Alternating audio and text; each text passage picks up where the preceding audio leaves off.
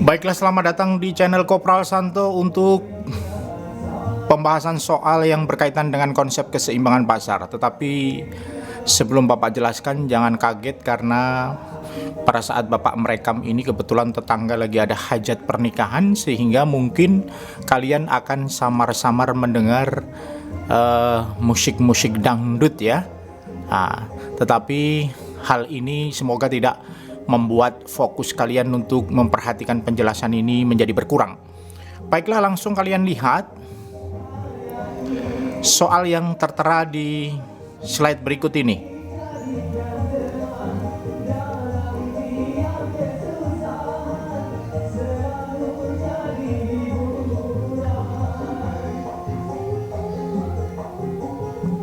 Ya, untuk model soal berikut ini kita langsung saja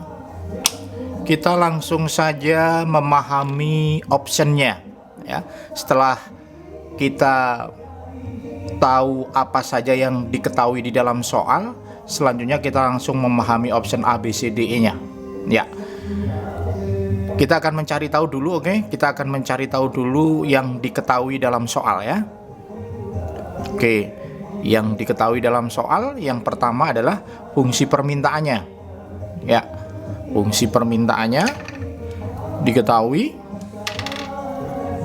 Hide sama dengan min 3P plus 26 ya. Kemudian untuk fungsi penawarannya Hs ya,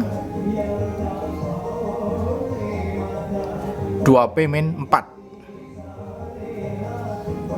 Kemudian diketahui lagi pajak yang dikenakan oleh pemerintah per unit. Pajak sekarang mulai kita simbolkan dengan T ya.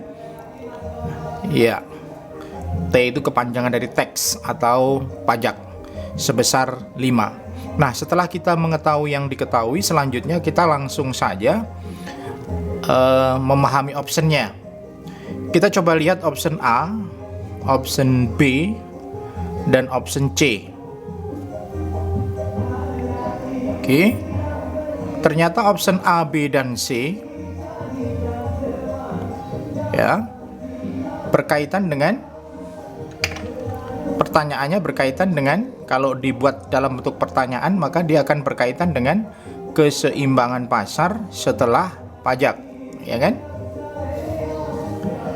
Cuman bedanya antara A, B, dan C yaitu ada di sini. Kalau yang A yang ditanyakan adalah harganya, kalau yang B yang ditanyakan jumlahnya, kalau yang C yang ditanyakan titiknya.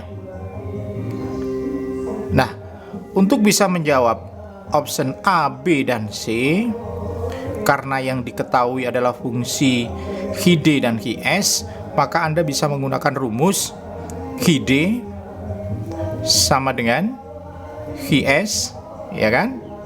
Selanjutnya min B kali pajak atau T ya. Kita mulai memasukkan Hide-nya berapa, min 3P plus 26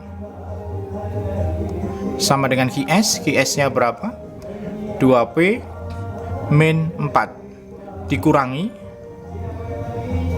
B kali pajaknya berapa, 5. Nah, berapa B-nya? B itu angka yang melekat pada P, angka yang melekat pada variabel P yang ada di dalam Hs, yaitu 2. Maka di sini 2. Nah, inilah B-nya.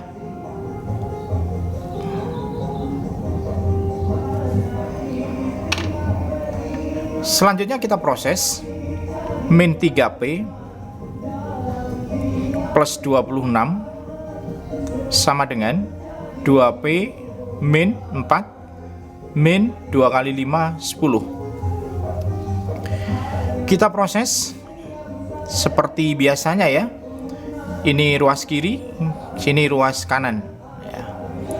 Silahkan yang ruas kiri mau kalian tempati yang berupa angka saja, misalkan 26, 4, 10. Kemudian yang ruas kanan Anda tempati yang ada variabel P-nya, yaitu 2P dan 3P. Atau dibalik, silahkan, sama saja. Oke, kita sepakat yang di ruas kiri itu yang angka saja. Berarti 26 pindah ruas jadi plus, pindah ruas jadi plus. Berikutnya yang sini ada variabel P-nya, 2P, tetap berada di ruas yang sama, tanda tidak berubah. Pindah ruas jadi plus. Selanjutnya kita selesaikan. 26 ditambah 4, 30, ditambah 10, 40. 2P ditambah 3P sama dengan 5P. Oke. Maka P sama dengan 40 dibagi 5. Demikian, sehingga P sama dengan 40 dibagi 5, 8. Masih ingat bukan? P itu apa? Harga. Ya, sebesar 8. Maka sebenarnya harga keseimbangan pasar setelah pajak adalah 8, bukan 2. Oke ya, berarti jawaban A salah.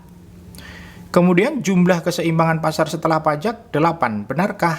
Nah, caranya mencari jumlah, mencari H, tinggal memasukkan nilai P ini ke dalam fungsi permintaan. Nah, masih ingat kan? Fungsi permintaan itu yang mana? Yang ini ya, fungsi permintaan, karena ada simbol demand atau D. Kalau ini fungsi penawaran, karena di sini ada penanda S. S itu supply, berarti penawaran. Oke, kita masukkan saja nilai P ini ke dalam fungsi permintaan. Fungsi permintaannya HD sama dengan ditaruh di mana ya? Ditaruh di sini aja ya, yang langsung ya. HD sama dengan min 3P plus 26 ya. Kemudian P-nya masukkan aja ke sini. Jadilah min 3 kali 8 plus 26. Min 3 kali 4, min 3 kali 8, min 24, ditambah 26. Sehingga hasilnya berapa? Iya, hasilnya adalah 2. 2 di sini berarti nilai H-nya. H itu apa? Jumlah. Berarti di sini jumlahnya 2. Sementara di sini dinyatakan jumlahnya 8. Salah ya? Harusnya berapa? 2. Kalau di sini tadi harusnya 8. Berarti B salah. Kemudian untuk titik keseimbangan pasar setelah pajak kan Anda tinggal menggabungkan antara P dan H, ya kan? Nah, kemudian dibentuklah sebuah titik, yaitu H dan P. Jangan kebalik, tidak boleh P baru H, tapi H dulu baru P. H adalah jumlahnya berapa? 2 kan? Iya. Kemudian P-nya berapa? 8 ya. Berarti untuk C harusnya 2 dulu baru 8, bukan 8 dulu baru 2. Terbalik, tidak boleh. Maka ini juga salah. Berikutnya kita akan mencoba mencari tahu yang D. Total pajak yang diterima negara sebesar 10. Total pajak yang diterima negara sebesar 10. Nah, untuk option D menggunakan rumus apa? Menggunakan rumus ya, pajak yang dibayar, pajak yang dikenakan oleh pemerintah yaitu 5 dikalikan jumlah keseimbangan pasar setelah pajak. Nah, pajaknya berapa tadi? Nah, ini pajaknya per unit sebesar 5. Ya, di sini berarti 5. Kalikan dengan jumlah keseimbangan pasar setelah pajak. Jumlah itu berarti I-nya ya. Berarti yang ini kan? Nah, ini tinggal dimasukkan 2 ini. Ya. Tinggal dimasukkan di sini.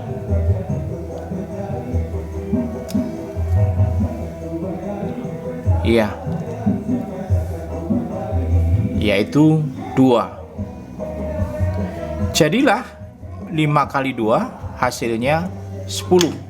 Maka 10 inilah untuk jawaban D. Berarti 10. Ya, berarti jawabannya benar. Nah, berarti D. Kemudian,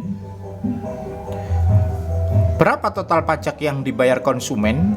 Nah, meskipun kita sudah menemukan jawabannya, tapi tidak ada jeleknya kita akan mencari tahu untuk bisa membenarkan jawaban E ini benar atau salah.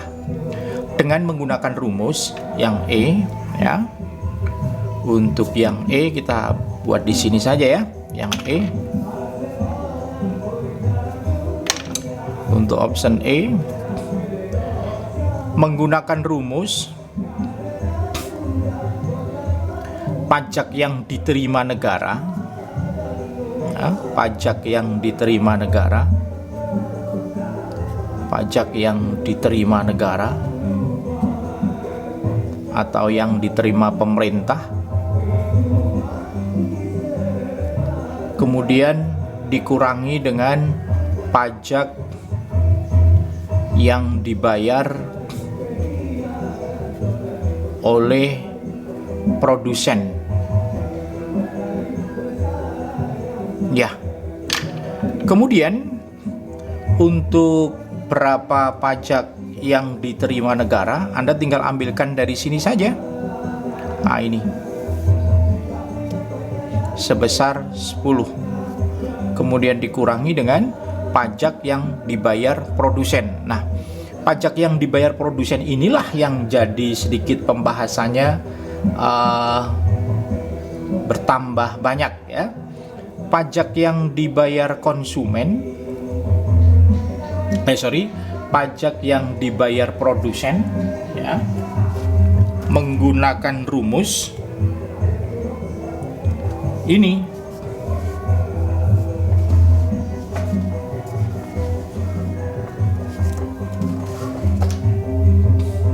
Ini ya, kita coba gunakan rumus harga panjang ini. Harga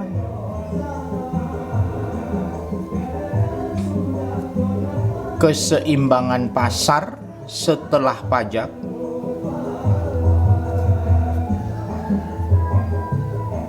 dikurangi, nah, ini begini ya, harga keseimbangan pasar sebelum pajak dikurung baru dikalikan jumlah keseimbangan pasar setelah pajak. Rumit ya, tapi jangan pernah putus asa, karena semakin kita belajar tentang soal-soal yang rumit, maka kita akan semakin punya daya tahan yang luar biasa. Ya, pajak yang diterima negara sudah kita ketahui 10, tinggal mengambil angka dari sini. Jumlah keseimbangan pasar setelah pajak kita ambil dari sini, ya kan? Nah, dari sini sebesar berapa ini? 2. Nah, ini sudah kita ketemukan dari sini ya. Kita sudah ambil jumlah keseimbangan pasarnya setelah pajak dari sini, ya. Kemudian harga keseimbangan pasar setelah pajak sudah kita temukan di sini sebesar 8. Nah, ini kita temukan di sini 8, ya. Ini sudah kita ambil dari sini, ya. Nah, yang jadi masalah adalah harga keseimbangan sebelum pajak. Ini yang jadi problem. Kita dapat dari mana ya? Nah, ini kita dapat dari rumus HID. HID sama dengan HIS. HID-nya berapa? Min 3P plus 26 sama dengan HIS 2P, HIS-nya 2P min 4. Kita selesaikan. Oke, 26 pindah ruas jadi plus, 2P tetap ruas, pindah ruas jadi plus, ini tambah ini 30, ini tambah ini 5P, ya kan? Berarti P sama dengan 30 dibagi 5, maka P sama dengan 6. Nah, P itu kan harga kan? Cuman harga di sini adalah harga keseimbangan pasar sebelum pajak. Tapi kalau di sini harga keseimbangan pasar setelah pajak, beda ya. Nah, berarti 6. Ini tinggal kita masukkan di sini 6. Jadilah sebuah formula. Ini akan jadi sebuah formula. Bapak tulis di sini ya. Jadilah sebuah formula 10 dikurangi dalam tanda kurung 8 min 6 kemudian kali 2. Nah, ini kita selesaikan dulu yang ini. Kita selesaikan. Jadilah 10 min 8 kurangi 6 2. 2 kali 2 4. Ya kan? Maka 10 dikurangi 4 hasilnya 6. Jadi untuk E ini mestinya 6, bukan 2, tapi 6.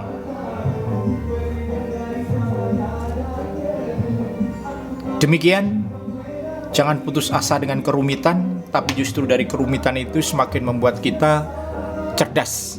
Terima kasih atas perhatiannya. Sampai ketemu lagi di lain kesempatan untuk pembahasan tentang keseimbangan pasar bersama Kopral Santo.